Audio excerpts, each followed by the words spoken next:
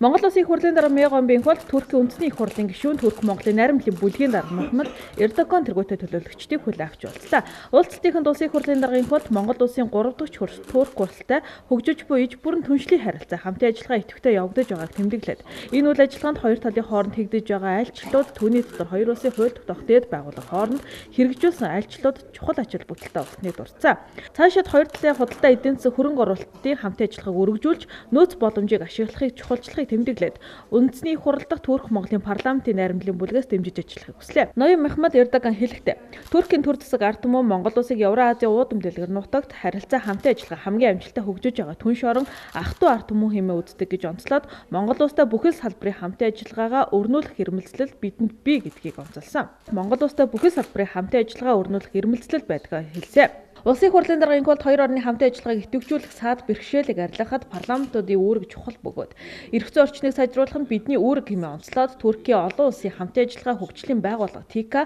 Монгол улсад 450 гаруй төсөл төлбөрийг 30 орчим сая ам.доллараар санхүүжүүлээд байгаа бөгөөд энэ үйл ажиллагаа цаашид өргөжөөсэй гэж хүсэж байгаагаа илэрхийлсэн. Түүнчлэн Туркийн засгийн газрын тэтгэлгээр олон монгол залуус Турк улсад боловсрал эзэмшнийг тэмдэглээд энэхүү оюуны томоохон хөрөнгө оруулалт цаашид үргэлжлэнэ гэдэг итгэлтэй байгаагаа илэрхийлсэн юм а.